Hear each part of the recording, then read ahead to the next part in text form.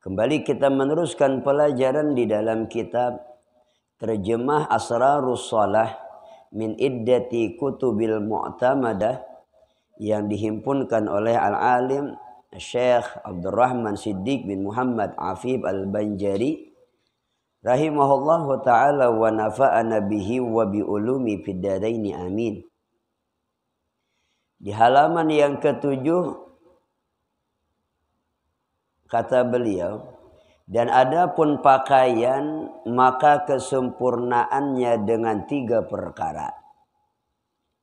Kan di dalam sembahyang kita pasti menggunakan kain yang dijadikan sebagai penutup aurat. Karena di antara syarat sah sembahyang harus menutup aurat. Kain yang menutup aurat diistilahkan dengan kita dengan kata pakaian. Baik itu atasan kita atau pakaian bawahan kita. Artinya yang menutup akan daripada aurat kita. Nah, untuk kesempurnaan pakaian tersebut itu ada 3 perkara yang harus kita perhatikan. Ini juga sangat berpengaruh akan hasil baik atau tidaknya sembahyang seseorang. Yang pertama, bahwa adalah asalnya daripada harta yang halal. Nah, ini yang perlu diperhatikan, yang sembahyang yang kita bawa, pakaian yang kita bawa dalam sembahyang harus daripada harta yang halal. Artinya duit atau uang yang kita gunakan untuk membeli daripada pakaian yang kita bawa dalam sembahyang harus yang halal. Yang nyata akan kehalalannya. Jazakumullah khair. Jazakallahu khairan. Tapi sesuatu yang ragu-ragu enggak usah, jangan dibawa dan uji kita pada dalam sembahyang. Misalnya nih duit nih bingung halal kah atau bahkan halalnya ada, haramnya mungkin bisa ada juga aja. Belikan kepada perkara yang lain. Misalnya ada yang demikian. Atau ada orang memberi kita duit. Dan kita tahu pekerjaan orang tersebut ada yang halal, ada yang haram. Lalu uang yang ia kasihkan kepada kita kan meragukan apakah ini uang ia kasih dari hasilnya yang halal atau dari hasil yang haram. Kita kan tidak mungkin nanya atau betapun dengan nang memberi, paman ini duit nampian beriakan ini hasil nang mana? Tidak mungkin. Tersinggung kawan. Bila itu kita khair, jangan ditolak juga orang. Kita tidak meminta orang memberi, ambil. Nah, tetapi bagaimana cara menggunakan yang demikian? Ya paling tidak kan istilah hukum namanya syubhat. Jadi jangan sampai uang yang seperti itu kita belikan kepada pakaian yang akan kita bawa dalam sembahyang. Nah, jangan dibelikan pakaian yang nyata kita pasti tabawa. Hendak ditukarkan juga sandal kah? Karena sandal kada pacang tabawa sembahyang. Mun sawat sandal dibawa sembahyang masuk ke dalam langgar ya. Kan paling sandal ingin luar aja. Atau apakah aja kita sifat atau misalnya tas kakanakan sekolah itu kan ada jadi masalah tasnya atau sepatunya. Artinya keperluan yang tidak pacang bakal kebawa dalam sembahyang. Nah, itu yang baru yang subhat, apalagi yang nyata haram misalnya tidak boleh. Karena itu berpengaruh. Dan yang kedua yang harus diperhatikan bahwa adalah ia suci daripada najis. Artinya pakaian yang kita halal sudah, alhamdulillah halal. Periksa pula baju kita apakah ada najisnya, apakah ada kotorannya. Atau yang juga harus diperiksa cara mencuci baju ini bagaimana. Cara membersihkan atau istilah kita menapasnya bagaimana. Sesuai tidak dengan syariat agama Islam. Itu juga harus diperhatikan ya. Kan masalah suci daripada najis. Makanya ini kan berarti kita juga harus tahu dalam hukum fikih kan tata cara taharah, bersuci. Di bab-bab fikih disebutkan, diterangkan oleh sebahagian ulama, kalau kita mencuci pakaian kita, apalagi misalnya di mesin cuci misalnya, ya lah, itu kan bercampur. Kadang-kadang pakaian itu, makanya sebagian orang saleh dulu atau sekarang bedakan pian. Ini baju kita, ini baju anak kita. Kalau baju anak kita barunya ada bekas kamihnya kah, maksudnya air kencingnya kah, bercampur. Rata-rata kita bercampur, kada dipisah. Nah seandainya kada dipisah, boleh hai kada apa-apa pian. Kami guru aja langsung aja. Nah amun langsung aja, sekaligus buat ke mesin cuci. Ingat cara membuatnya itu baju dulu buat ke mesin cuci, baru masukkan banyu. Baju dulu hanya banyu. Habis banyu masuk sesuai ukuran yang di tempat mesin cucinya, atau istilah kita secara umum baskumnya ya lah. Ulun guru ada mesin cuci, baskum barang. Jadi buat baju dulu dalam baskom, baru buat banyu. Setelah dibuat, seandainya di pakaian tadi ada najis, misalnya najis hukmiyah misalnya kan kalau najis yang ainiyah insya Allah kita yakin tidak ada, karena ada mungkin ada tahi ayam misalnya mari kita pasti kita buangi berdahulu, itu sudah pasti Bin. Ada mungkin tahi ayam ada random langsung lewat tahi ayamnya, ada mungkin ya.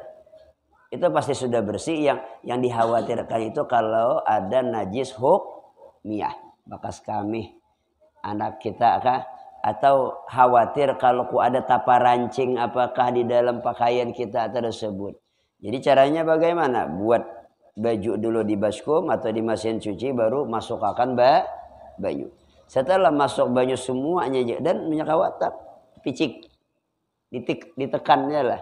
Ya banyak kan masih ada nang tak ke atasnya supaya bahasa sabaratan random ditekan dipicik, bahasa kitanya hanya buat sabun.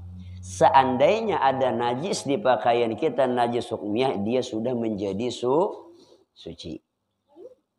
Ya dalam rumus itu jika kita dalam usul fikih, yang mendatangi itu lebih kuat daripada yang didatangi.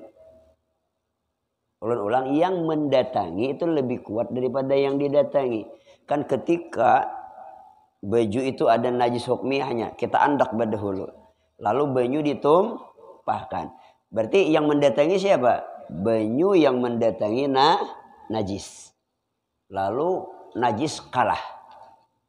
Tapi kalau terbalik, banyu dulu baru ya kita kain dimasukkan, padahal dalam kain itu ada najis hukmiyahnya, maka banyu itu menjadi mutanajis. Ketika banyu jadi mutanajis, otomatis pakaian yang direndam di dalamnya semuanya juga menjadi mutanajis. Ini yang harus diperhatikan. Apalagi nanti kita pacang dibawa pakai sembahyang, nggak sah sembahyang kita. Oh, kada gurai mohon maaf, itu banyu randamannya darah nanti dibilas juga dengan banyu yang mengalir di keran. Pasti baju kita tetap suci gurai. Artinya dibilas, dibersihkan, tetap ya lah. Bujur bian. Bajunya suci, boleh dibawa sembahyang. Tapi yang menjadi permasalahan hukum selanjutnya, kita menumpahkan air yang di baskom tadi kemana? Ini yang menjadi najis. Kita tumpahkan ke lantai. Jadi semua aliran banyu yang di lantai tadi, lantai menjadi najis. Nah, ini yang dikhawatirkan tuh bukan bajunya kada, Ben. Yang dikhawatirkan tuh kemana dia menumpahkan airnya, banyunya. Jadi najis itu lalu menjadi tersebar aja kita di mana-mana, di lantai tahambur di lantai. Karena kering betis kita perlu bau udu berjejak di situ najis pulang betis kita. Makanya susunannya itu yang harus diperhatikan. Makanya bila salah awalnya lalu akhirnya melalar, merembet kepada yang lain. Jadi baguskan dari awal.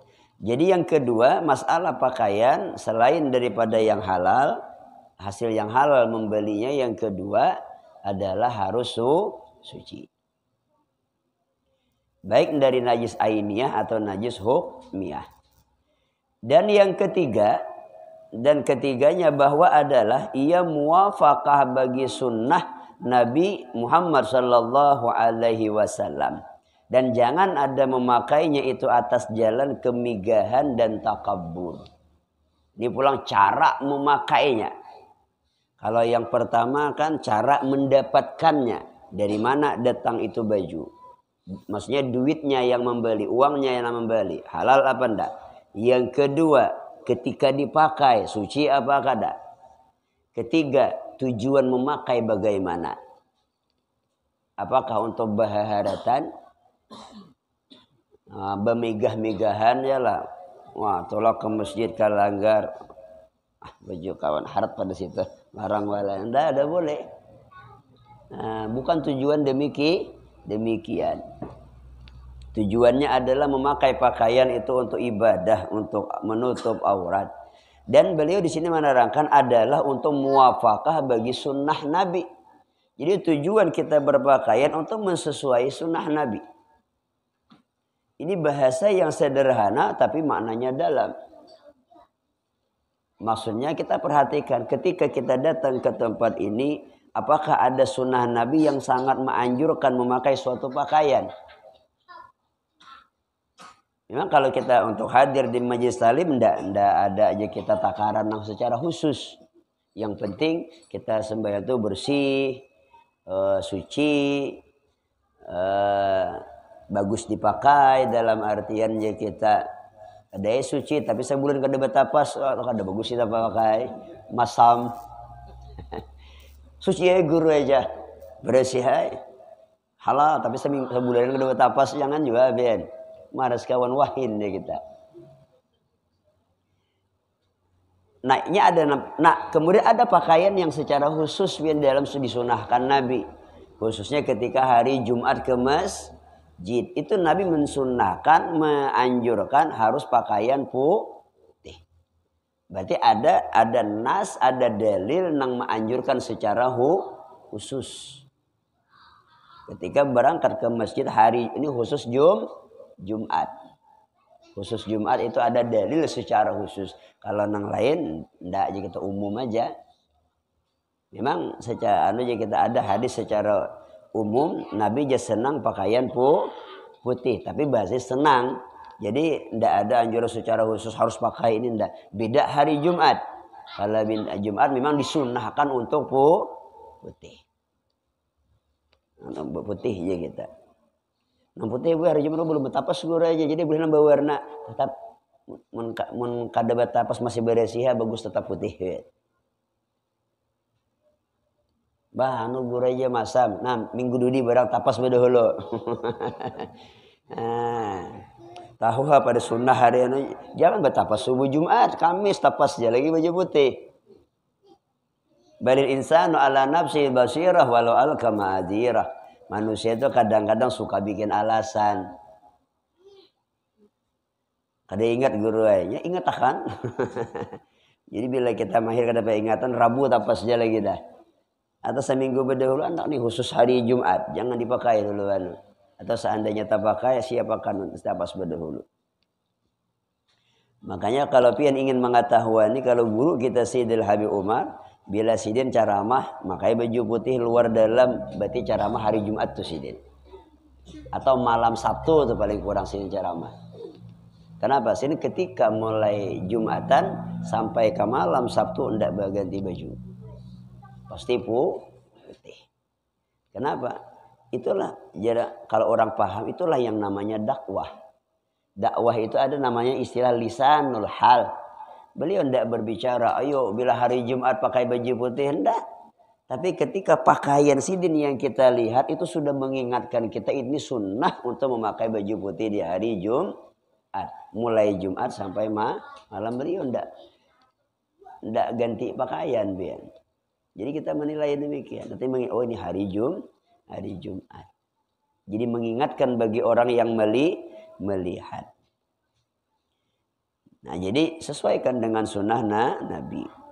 Dan termasuk juga bila kita sembahyang, jangan pakaian itu jadi kita terlalu banyak bacaan di belakang. Banyak bacaannya. Jangan banyak sedikit gin munyakawa, jangan. Iya, nah sama bujur pian. Guru bila betape raja sabaju atasan aja nang tulisan wadimur atau paling ke atas. Nang ada lawan nang jahitan di belakang itu paling itu anda ke atas balik-balik ke bawah. Tapi mungkin kita misalnya begamis kada apa-apa. Kalau begamis kan ada kelihatan, tertutup. Nah, boleh di bawah tapi kita mun pacangan kelihatan maras kawan di belakang. Kadang alih kada jangan pian ada kawan di muka sambahyang kira-kira tak baca apa kada? Tak baca pian. Jadi tak itihi bang, nyangaran saja, pespitangan sajadah kayak tanah. Tak itihi, kayak itu tuh juga orang yang di belakang kita. Jadi jangan sampai kita nang mengganggu orang. Tapi kita kada boleh memaksakan, wah ini harus kita tagur nih orangnya anak balik, udah boleh. Yang penting kita jangan mengganggu orang. Masalah orang mengganggu kita itu urusan inya. Yang penting kita baik dengan orang. Boleh seandainya kita harus ditagur guru, silahkan menegur tapi cari waktu yang tepat, cari tempat yang tepat. Tidak boleh kita sembarangan tersinggung kawan, tersinggung orang. Tapi kita yang jangan ya kita mengganggu orang lain. Nah itu diantaranya jangan. Maka ini orang mulahkan baju macam-macam. Ada baju surat kabar, hibak. Udah ada lagi nang kosongnya hibak tulisannya lah. Tapi ini hampir ada lagi. Apabila dulu berapa tahun apabila? Nya benar ada nang tren lahnya bila ada nah hanyar timbul. Wah shit anak. Awar bacaan surat kabar seperti itu. Macam-macam manusia ini. Nah, jadi jangan kita baharatan, bermegah-megahan, apalagi sombong. Ikuti sunnah Nabi. Ini berbicara ketika untuk sembahyang. Di luar masalah sembahyang silahkan. Anak banyak bacaannya atau sedikit terserah. Kalau di luar sembahyang. Kalau dalam sembahyang jangan. Hukumnya makruh. Hukumnya makruh bukan haram, tidak makruh. Nah, pekerjaan yang makruh itu akan mengurangi derajat kesempurnaan sembahyang kita. Ketika kesempurnaan sembahyang berkurang, otomatis kualitasnya atau manfaat hasil dari sembahyang yang kita kerjakan pun juga tidak maksimal. Kenapa guru aja? Sidin tuh ya sembahyang cangkal guru aja. Tapi nguyai orang cangkal aja juga. Yang beti orang cangkal aja juga. Kada berawaan guru aja wani berbulan-bulan kada berawaan pada orangnya penyembahyang guru aja. Maka inna salata tanha anil fahsya'i wal munkar dalam Al-Qur'an. Sesungguhnya sembahyang mencegah daripada perbuatan keji dan mungkar kata Allah dalam Al-Qur'an. Bujur, yang salah bukan Qur'annya, tapi yang salah yang memakainya. Bisa jadi sembahyangnya belum sempurna. Bisa jadi sembahyangnya tidak pas. Bisa jadi sembahyangnya atau wudhunya ada masalah atau segi pakaiannya jika kita ada sesuatu yang tidak bagus dan lain sebagainya. Akhirnya sembahyangnya tidak memberikan hasil. Ini yang harus kita pelajari, kita perbaiki. Ingat, kita belajar ilmu agama untuk mengontrol sembahyang kita. Jangan mengontrol sembahyang kawan. bujur guru ya si anu tuh pasti ada sembahyangnya kada terima nggak menguyai orang taruh sudah boleh kita biar. Itu namanya menimbang orang, menilai orang lain. Kita belajar untuk ilmu agama untuk diri kita dan untuk orang lain dengan bahasa nasihat, lemah lembut, disertai kasih sayang, ikhlas dalam menyampaikan. Kemudian dan ada pun memeliharakan waktunya pulang. Kan ada wudunya, ada pakaiannya, ada pulang menyempurnakan waktunya. Dan ada pun memeliharakan waktu, maka kesempurnaannya di dalam 3 perkara. Nah, 3 juga di sini. Yang pertama, bahwa adalah pandangmu itu kepada matahari dan bulan dan bintang supaya bersungguh-sungguh engkau dengan dia mengetahui hadir waktu. Istilah kitanya belajar. Jangan berkuti lawan jam tangan. Jangan berkuti lawan jam tangan. Bila berkuti lawan jam tangan bisa tertinggal. Tapi kalau ada aja waktu, tahu bila inya matahari di ubun-ubun zuhur. Bila hambayang sama dengan bendanya dan lebih sedikit asar. Kemudian bila matahari bubulatan matahari tenggelam di ufuk barat maghrib. Kemudian bila habis warna habangnya Isya. Kalau subuh terbit matahari, mun subuh kira kada kawa kita meneliti, ini masih di Kelambu sebenarnya. Tabanya nang di Kelambu ya lah. Dengar kaum aja ajen. Atau ya jam lah aja kita. Mun di rumah tuh rata-rata jam pasti ada. Nah, bila ya jam 5-an.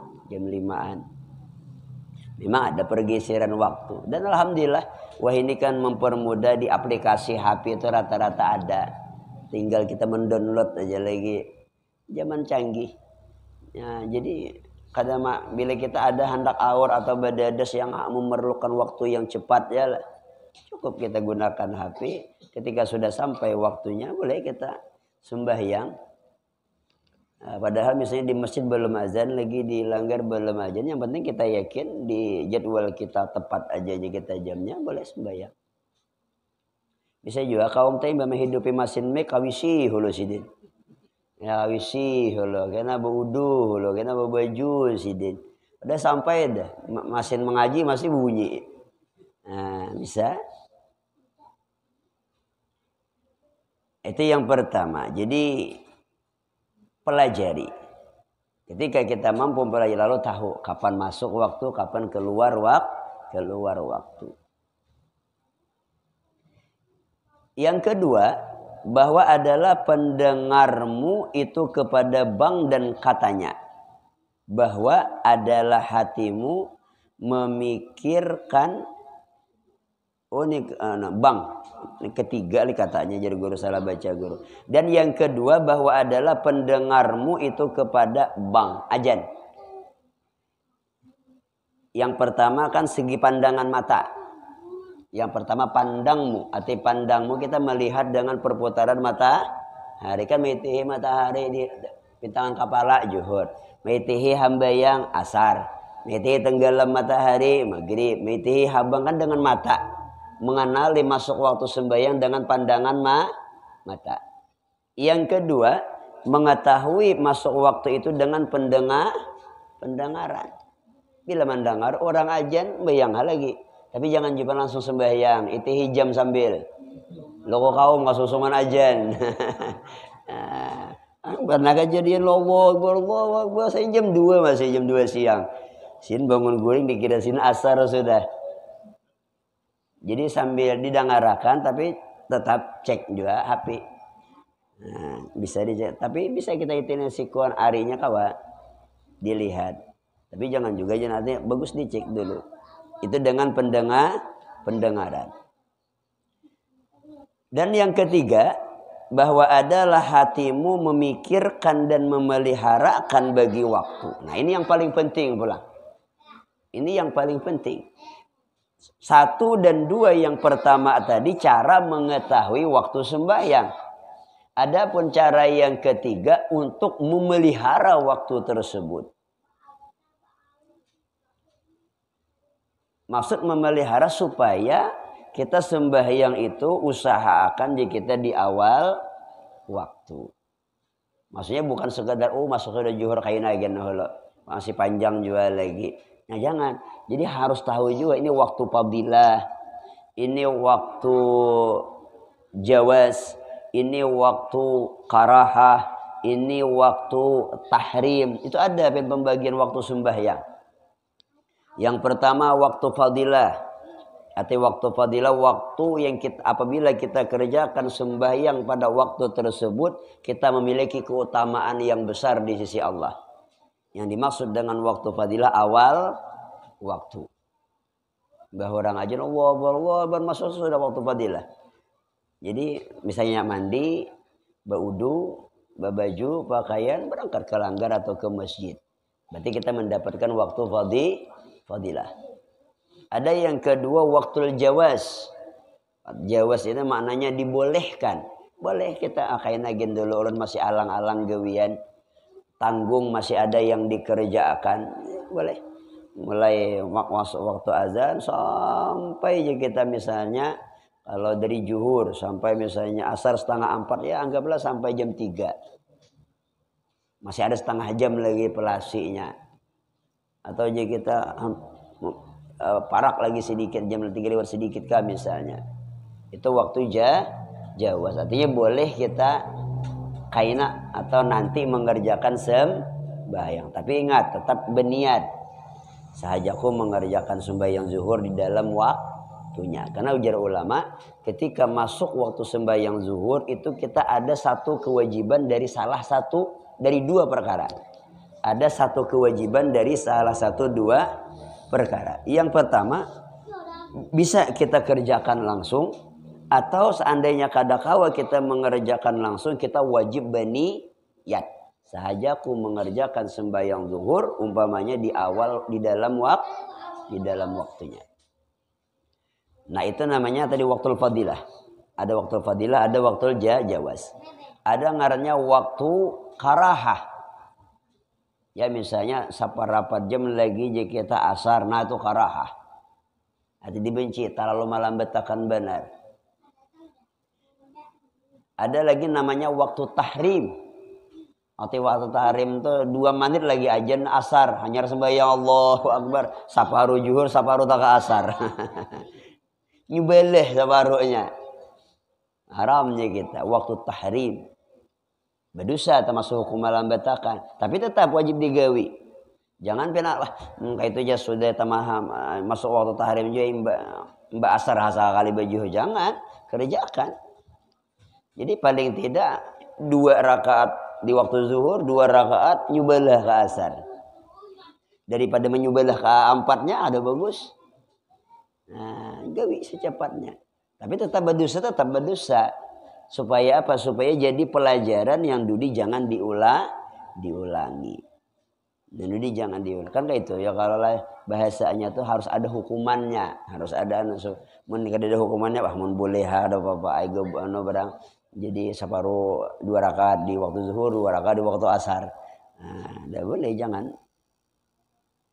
Nah ini jadi yang ketiga adalah hatimu memikirkan, hatimu, kita pola hati kita, kan ada mata, ada telinga, pendengaran, ada hati memikirkan dan memelihara bagi waktu. Jadi kita usahakan sembahyang kita di awal waktu, usahakan. Dan misalnya hari ini terlambat, mudahan besok kawal dari lebih awal. Mudahan besoknya lagi kawal lebih awal. Biasanya kawal, arti selalu berusaha. Yang ngaran kita manusianya bahanu cangkal, bahanu surut, kena semangat. Tapi jangan putus asa, biar. Esok lawan pulang, hawa nafsu. Song-song pulang, kena minggu kena terlambat pulang. Kena esok terlambat pulang. Tapi harus semangat pulang, bahasa. Makanya senantiasa hati memikirkan dan memelihara waktu. Berusaha di sini. berusaha. Nah, ini masalah memelihara waktu. Kesimpulannya, kalau guru ingin mengulang kembali, pertama pakaian tadi. Pakaian 3 yang diperhatikan. Harus dari yang halal membelinya. Yang kedua, pakaiannya suci dari najis. Yang ketiga, niat memakai itu sesuaikan dengan sunnah Nabi. Jangan berai, sombong, bermegah-megah, jangan. Kemudian segi waktu, itu juga 3 yang harus dipelihara. Yang pertama, pelihara waktu itu dengan pandangan kita. Artinya lihat waktu masuk sudah apa belum. Artinya harus kita pelajari ilmunya. Menggunakan pandangan mata kapan masuk subuh, zuhur, asar. Yang kedua, pelihara waktu dengan pendengaran kita. Dengan lewat mendengar azan. Jangan karena azan. Karena bila mengaji itu sedang ada siap-siap sudah. Bila mengaji itu biar rata-rata 5 menitan tuh ada lagi azan parak sudah. Kalau di sebahagian jamaah kan ada lagi pengumuman. Perhatian bagi kaum muslimin dan muslimat. Waktu zuhur 15 menit lagi. Ya ada sebahagian. Ya ada sebahagian orang kayak itu. Bagus yang kayak itu pian. Bagus ya kita, artinya mengingatkan. Tugas kita mengingatkan masalah orangnya kita misalnya memakai atau tidak, itu bukan tanggung jawab kita. Yang penting diingatkan. Dan kita jangan juga ngopong jadi bermudil-mudil pulang jadi aduh seginnya diri kita. Bagus sih kita mun ada namu makan bagus.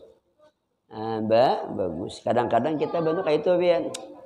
Kayak orang berhari berdiam tahu orang pada masuk barak sudah ajaan bunyikan mesin mikrofon cukup.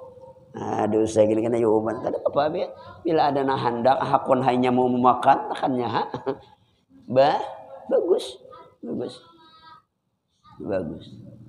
Ya kadang-kadang kita manusia ini suka memandang sudut negatifnya. Udah selama itu ada positifnya bagus. Bagus sih kita. Kemudian dan adapun menghadap kiblat maka kesempurnaannya di dalam 3 perkara. Nah, jadi bagaimana supaya menghadap kiblat kita itu lebih sempurna kan ada. Itu pada 3 perkara. Tapi insya Allah pada pertemuan yang akan datang karena Isa sudah masuk. Adakah dulu yang takunakan? Kita hanya datang. Kita tidak perlu nanya apa yang tidak perlu menakuni. Biar sembahyang sunat, kita sembahyang zuhur enggak ada usah. Masalahnya sembahyang sunat tidak jadi masalah, kita boleh biar. Inya sembahyang sunat ba'diyah zuhur kita hanya datang. Kita boleh mengikut imam dengan inya. Sekalipun inya niat sunat kita niat wajib tidak jadi masalah biar. Jadi kada perlu kita bertakun kurang kada nak berjemaah lawan sini busianya sembahyang sunat. Kada apa-apa biar. Jadi bila kita masuk ke dalam masjid ada memperdapati orang sembahyang cukup. Bagus itu gawil. Tapak di bawah sedikit. Benar? Allah. Jadi posisi pian itu berdiri dulu. Berdiri di posisi kanan ini belakang sedikit. Ya. Jadi ambil sisi kanan. Iya. Sekilan. Kurang lagi yang penting tumit batiskan baun. Jangan terlalu jauh. Kenapa? Itu supaya inya merasa berarti pacangan berimaman. Jangan terlalu jauh. Ini kena kada menyangka. Jadi kalau itu kan pasti bahasa kita tuh pasti terlihat ketika dekat ini posisi berdiri. Jadi posisi berdiri, gawil tak gawil sedikit hanya Allahu Akbar. Supaya apa? Kita membantu inya supaya berniat menjadi imam, dapat pahalanya. Ini boleh masak niat. Ketika ada menggawil sahajaku jadi imam karena Allah Ta'ala. Boleh aja kita. Lalunya dapat tambahan pahala. Seandainya kada berniat bang, boleh juga, tidak jadi masalah. Seandainya aja kita kada menggawil bang, juga boleh. Yang penting niat kita jadi makmum. Misalnya Allahu Akbar. Kita kada menggawil inya. Nggih. Itu ibarat orang naik bis tuh kada bertiket sakaya lala. Jadi kada menggawil ke supir. Kada aja kita boleh. Nang bagus itu gawil. Artinya ada permisi ulun umpat pian. Masalah pindah membawa kada yang penting ulun umpat. Nah, pokoknya ini bah, ya, dahakon misalnya kata bapak, yang penting kita kada bapak gitu. Nah, kemudian kita dipahamkan Allah Ta'ala. Nah kemudian dan ada pun menghadap kiblat. Wallahu a'lam. Al-Fatihah. A'udzubillahi minasyaitonir rajim. Bismillahirrahmanirrahim. Alhamdulillahirabbil alamin arrahmanir rahim maliki yaumiddin. Iyyaka na'budu wa iyyaka nasta'in ihdinas siratal mustaqim. Siratal ladzina an'amta 'alaihim ghairil maghdubi 'alaihim waladdallin. Amin. Amin. Bismillahirrahmanirrahim. Alhamdulillahirabbil alamin wassalatu wassalamu jama'in. Allahumma fakihna bin alina tawil Allahumma ya muhawwil awal hawil ahwalana ila asanil hal. Rabbi zidna ilma warzuqna fahma. Wa sallallahu alaihi wasallam Muhammad wa alihi wasallam. Alhamdulillahirabbil alamin.